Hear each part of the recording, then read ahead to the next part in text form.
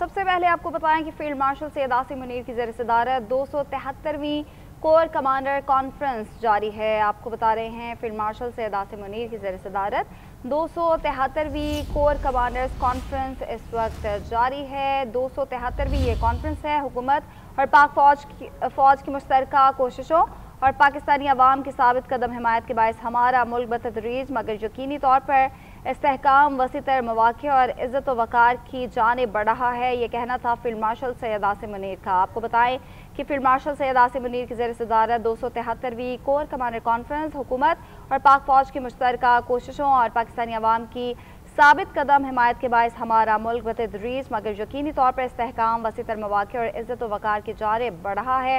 ये कहना था फील्ड मार्शल सैयद आसिम मुनीर का।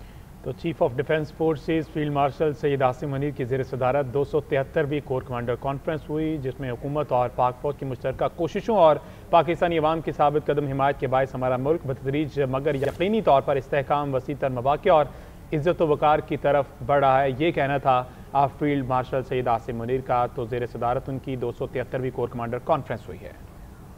फोरम ने मुसल्लह अफ़वाज, कानून नाफिज करने वाले इदारों और दहशतगर्दी के हालिया वाक़यात में शहीद होने वाले मासूम शहरियों के साल सवाब के लिए फातिहा ख्वानी भी की। फोरम का हालिया दहशतगर्दी के वाक़यात में अपनी जानों का नजराना पेश करने वालों और गैर मुल्की इमा पर दहशतगर्दी के फ़रोग़ के खिलाफ मादर वतन का दिफा करने वालों को खराज अकीदत आर्मी चीफ और चीफ ऑफ डिफेंस फोर्सेस ने पाकिस्तान की मुसल्लह अफ़वाज की गैर मुतज़लज़ल जुर्रत, पेशावराना महारत और कुर्बानियों को ज़बरदस्त खराज तहसीन पेश किया। आर्मी चीफ और चीफ ऑफ डिफेंस फोर्सेस ने हालिया महीनों में मुल्क भर में इंटेलिजेंस पर मबनी इंसदादी दहशतगर्दी की कार्रवाइयों में अफ़वाज पाकिस्तान की पुरअज़्म काविशों को सराहा।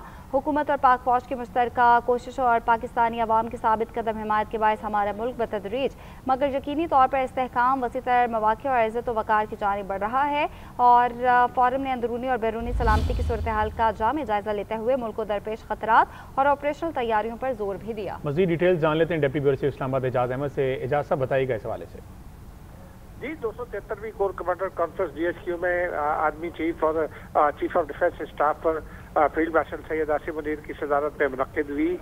चीफ ऑफ डिफेंस के तौर पर ये पहली कोर कमांडर कॉन्फ्रेंस थी जिसकी उन्होंने सरबराही की।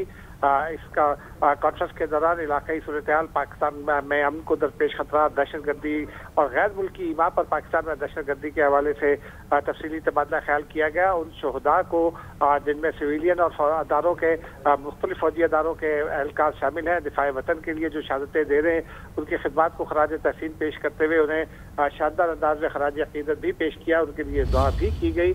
इस मौके पर यह भी करार दिया गया कि मुल्क को दरपेश चैलेंजेस का तकाजा है कि पाकिस्तान अपनी दिफाई तैयारियों को और ऑपरेशनल तैयारियों को हमा वक्त मुकम्मल रखे और हमा वक्त चैलेंजेस से बर्दाश्त होने के लिए तैयार रहे। जबकि फोरम में यह भी करार दिया कि दहशतगर्दी और जो सियासत का गठजोड़ है, जो सियासी अनासिर का गठजोड़ है, वो किसी तौर पर भी काबिल कबूल नहीं है। उसे हर कीमत पर नाकाम बनाया जाएगा। और पाकिस्तानी फौज और अवाम मिलकर मुल्क को दरपेश तमाम खतरात का मुकाबला कर रहे हैं। पाकिस्तानी अफवाज दिफाए वतन के लिए मुकम्मल तौर पर तैयार है और अवाम की हिफाजत के लिए आइंदा भी अपने फ़राइज़ अंजाम देती रहेंगी। जी अच्छा एजाज साहब, एक और इम्पॉर्टेंट पॉइंट जो अभी चीफ ऑफ डिफेंस फोर्सेस की जानिब से उठाया गया वो गजा के वाले साथ। उन्होंने कहा कि गजा में फौरी और मुस्तकिल जंग बंदी और बिला रोक टोक इंसानी रसाई और फ़लस्तीनी रियासत के लिए काबिल एतमाद रास्ते का मुतालबा भी किया गया है। तो जहां पर पूरी दुनिया में फील्ड मार्शल की जो कारकर्दगी उसको सराहा जा रहा है, उसमें उनका मौक़िफ़ गजा के हवाले से आना भी बड़ा अहम है।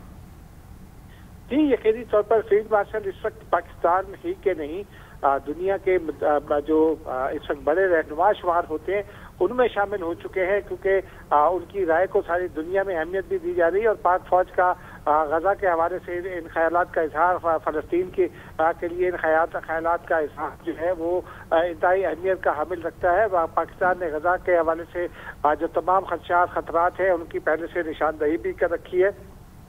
जो हिकमत अमली हो सकती है पाकिस्तान उसके ऊपर भी जोर दे रहा है। और पाकिस्तान ये समझता है कि फ़लस्तीनियों का तहफ़्फ़ुज़ करना ये पूरी आदमी बरादरी की जिम्मेदारी है। फ़लस्तीनियों को इसराइल के खतरे से निजात दिलाना और फिर फ़लस्तीनियों को एक आज़ाद फ़लस्तीनी रियासत का क़याम 2 रियासती बुनियादों पर जो है करना, ये इंतहाई जरूरी है। और पाकिस्तानी फौज की जानिब से आज कोर कमांडर कॉन्फ्रेंस में इस एलामिया में इस नुक्ते का इजहार जो है ये इशारा करता है कि पाकिस्तान और पाकिस्तानी अफवाज की तरजीहात क्या है। पाकिस्तान अमन के लिए, फलस्तीनियों के तहफ़्फ़ुज़ के लिए, कश्मीरी अवाम के तहफ़्फ़ुज़ के लिए और इलाकाई अमन के लिए हमेशा खड़ा है। पाकिस्तान दहशतगर्दी के खिलाफ खड़ा है, दहशतगर्दी के खिलाफ जंग भी लड़ रहा है और पाकिस्तान आलमी सतह पर अपना किरदार भी अदा कर रहा है और पाकिस्तान ये किरदार अदा करता रहेगा और कुर्बानियां भी देता रहेगा।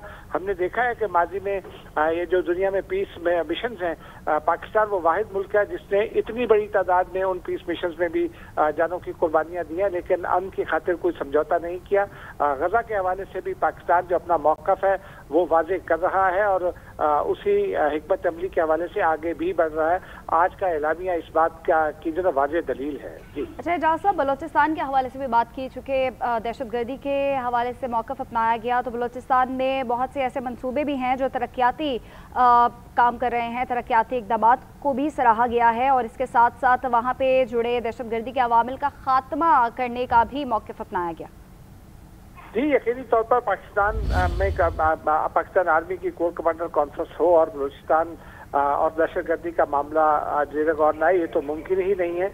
बलूचिस्तान के हवाले से दहशतगर्दी के तनाजुर में और बलूचिस्तान की तरक्की के तनाजुर में दोनों हवालों से आज इस पर गौर किया गया है और पाक फौज ने ये करार दिया है कि पाक फौज बलूचिस्तान में तरक्की के जितने भी मनसूबे उनका भी दिफा करेगी। तरक्की के मनसूबों को अवाम के फायदे के लिए कीमत पर न सिर्फ मुकम्मल किया जाएगा बल्कि बलूचिस्तान की तरक्की यकीनी बनाने के लिए जो भी किरदार है पाक फौज वो अदा करती रहेगी। हुकूमत पर भी जोर दिया गया है कि वो इन मंसूबों की जल्द और बरवक्त तकमील के लिए अपने अवाम जो है वो उनकी ज़रूरियात को मद्देनजर रखते हुए काम करना कोई मुकम्मल तौर पर और यकसानियत के साथ मुकम्मल करे और ताकि बलूचिस्तान के अवाम को उसका फ़ायदा हो सके, क्योंकि बलूचिस्तान की तरक्की और खुशहाली जो है वो पाकिस्तान की तरक्की और खुशहाली है, ये कहना है पाक फौज का। जी अच्छा एजाज साहब, फील्ड मार्शल ने पूरी दुनिया में हर प्लेटफॉर्म पर सिर्फ और सिर्फ अमन की बात की है, तो इस फोरम में भी उन्होंने कश्मीरी अवाम के हक़ खुद इरादियत के हवाले से एक मरतबा फिर आवाज़ जो है वो बुलंद किया है। मजीद क्या कहा इसमें उन्होंने? देखिए, जो इस वक्त की जो इलाकाई सूरत हाल है उसमें भारत की जानिब से कश्मीर में भी और पाकिस्तान के खिलाफ मुसलसल साजिशें की जा रही है।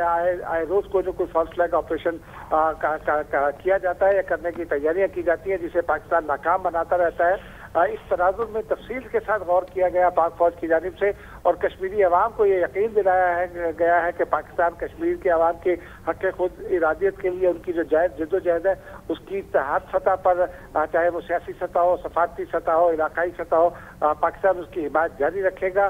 भारत की जानिब से जो साजिशें की जा रही हैं पाकिस्तान जो है वो उनके खिलाफ भी और कश्मीरी अवाम की जद्दोजहद में उनके साथ साबित कदमी से खड़ा है। भारत की साजिशों को नाकाम बनाया जाएगा।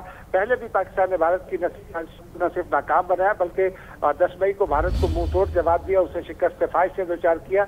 अब भी जो भारत की जानिब से चैलेंज उभरेंगे उनका वही अंजाम होगा जो 10 मई को भारतीय कोशिशों और ख्वाहिशों का हुआ और पाकिस्तान इस मामले में कोई समझौता करने पर तैयार नहीं और पाक फौज पूरी जुर्रत के साथ, पूरी इस्तकामत के साथ जो है वो भारत के मंसूबों के सामने खड़ी है। कश्मीरी अवाम की हक़ खुद इरादियत की जो जिद्दोजहद है पाक फौज पूरी साबित कदमी के साथ उनके साथ न सिर्फ पाक फौज खड़ी है बल्कि पाकिस्तान की तमाम मुसल्लह फौज भी खड़ी हैं। जी